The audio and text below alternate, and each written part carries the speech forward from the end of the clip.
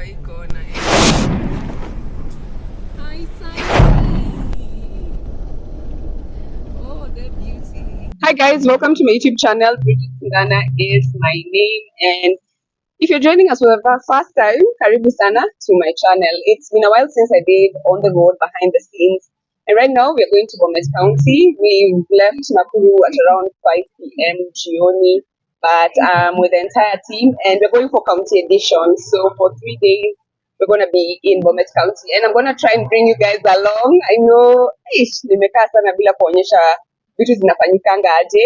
But yeah, so if you're new to this channel, welcome. Remember to like, subscribe. I need your ideas, guys. Vile tutafanya mambo iendelee kuchangamuka kwa hii channel. But yeah, so come along with us to Bomet County from Nakuru. It's usually such a beautiful drive, and I'll try and take some videos just to show you on the road. Actually, tunatumia shortcut ya forest, and I hope tutapata light itatuallow. Kama itatuallow tukienda, maybe tukirudi. Okay, sawa. Here's the video. So midway we decided we are changing the route. We're going through Njoro and then we land to Mount Narok and alafu tipis ndo tufike Narok. So here we are past Egerton University, tumeendelea na hiyo njia tukielekea sides za Mount Narok kwanza, and tunakimbia kweli cause it was rather late in the evening and we wanted to maximize on the daylight. And the only way you can know you're approaching Mount Narok is when you see these farmlands. Here hapa panaitwa Mudhera Farm, but Mount Narok iko huko mbele, and unaona chakula vile imejaa. There's a lot of food in the farmlands, and this is a very green and very productive area. Usually driving through this area is very therapeutic for me.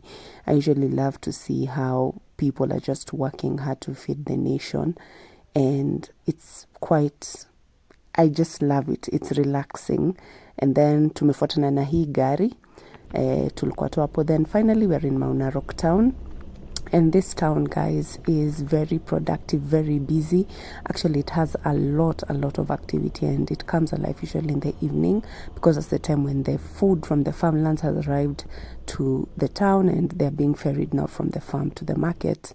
And here we are just trying to harakisha, rush hour. Then I see this woman seated on a sack of potatoes. Yes, that's surviving in mashinani areas. But look at that greenery, guys. Wow, that's like ngano or wheat in the farm. And here, guys, the farmlands are just always green. Mambo tu inakuonyesha this is where it's all happening, you know. Chakula inatoka hapa. Then we arrived at Mwisho wa Lami, and here, as you can see, similar to Mount Narok, people are busy bringing the food to the road. Yeah, and Mwisho wa Lami in English means loosely translated as end of the tarmac, but we stopped over here so that guys would give us the real gist of why it's called Mwisho wa Lami. And on the sides of the road you could see the trucks that are carrying or expecting to be loaded with food, and then also on the sides of the road you also saw the produce, you know, some of them that are easily found here ziko kwa barabara hapo, nyanya, vitunguu, like fresh produce. Here the prices are also not that bad. It's usually like more or less like at farm base or farm price, you know. And here they also cash crop. If you want to sell, it's gumboots, mboshoris, you know, stockings, very warm clothing. But here's what people say about Mwisho wa Lami. So guys, I don't know if my voice is kind of clear, but right now we just made a stop over at Mwisho wa Lami. And the beauty about this side of Nakuru is it's very productive agriculturally, and so guys are just packing. So all the food that is being consumed in Nairobi and its environs and all of it inatoka hapa Mount Narok. So hapa ni Mwisho wa Lami. And yeah, so I'm just stopping by so that maybe our team members can take pictures for like off beats and stuff like that. But ndo tumefika time yenye wana pack. You know?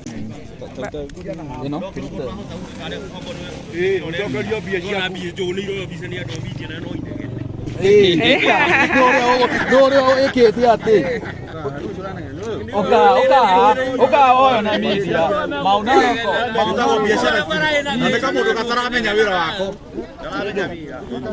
na hojo eno na ndio haunaka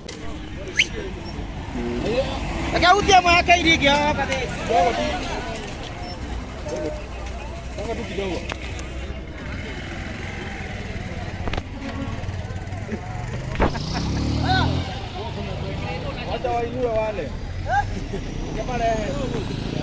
Kwa nini hapa inaitwa mwisho wa lami? Lami ilikuwa imefika hapa.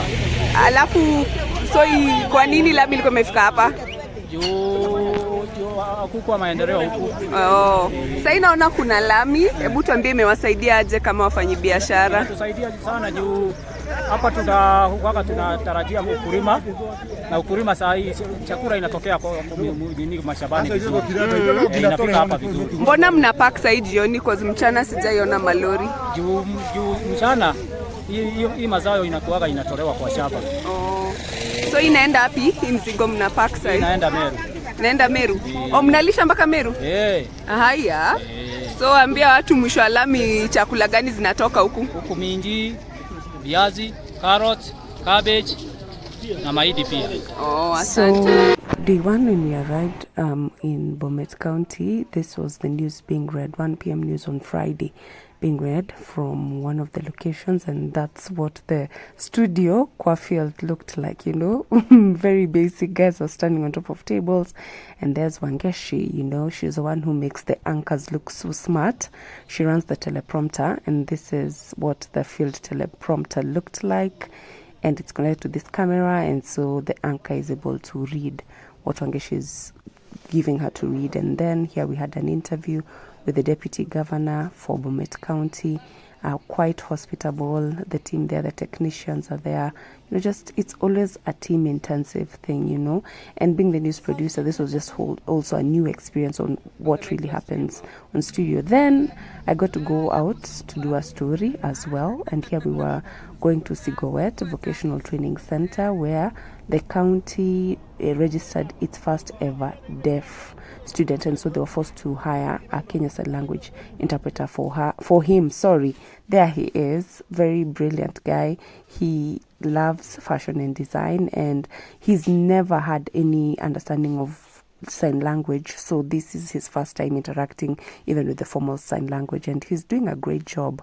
Shadi was my camera person, and he did a great job. Day 2 we were also in Sigor in Bomet County, and this mama is a fire woman, and she has been making a living by making this energy saving or firewood saving jikos. And so what's a visit here without mursik? This mursik was fresh in the calabash. Then Shadi was like, no, I must have original mursik. So he declined this one.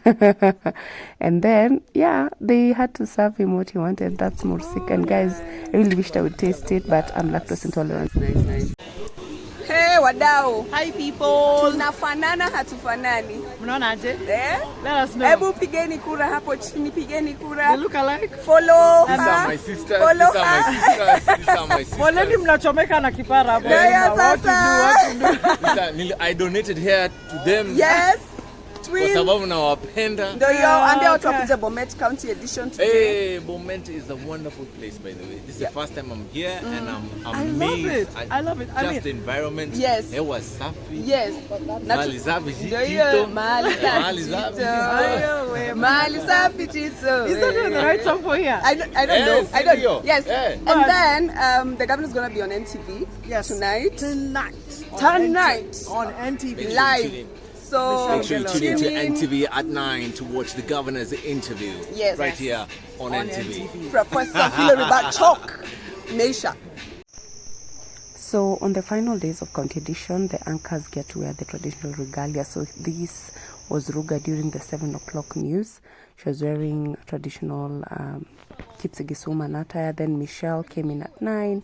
And 9, usually the highlight is the interview with the governor. And there was the governor on set while she was doing the intro. It was chilly, but guys have to brave the cold. You know, it's all in the team spirit. Wangeshi again.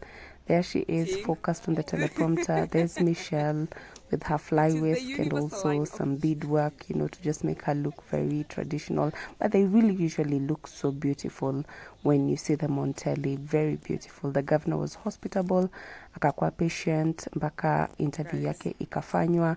It was such a success, very challenging in terms of learning for the first time what it means to be an in-the-field news producer. but I really enjoyed it, and it was beautiful. Here were everyone from the governor's team just watching from behind the scenes, and I really loved this experience. So, hi guys, good morning from Bomet County. It's been 3 days of intense work. It's my first time to really lead the team because I was kind of like the team lead for this Bomet County edition, and yeah, I'm really appreciating like the behind the scenes experience since um, I'm mostly like from the reporter's perspective, but like when you're now the team lead, you're managing, like I was the news producer. So it's really like for another level of experience, another level of pressure, but it's been good. I've really enjoyed. And so I do hope you've loved this video. It was strictly behind the scenes. And yeah, so it was great. I loved the team. The team was amazing. And yeah, the challenge was good. I think the feedback was great, and I do hope that I will get more opportunities, and also I will learn from the lessons that we've gathered from this experience. So thank you for being part of this behind the scenes for World Council edition. Please remember to like, subscribe, and yeah, share this video. I will see you on the next one.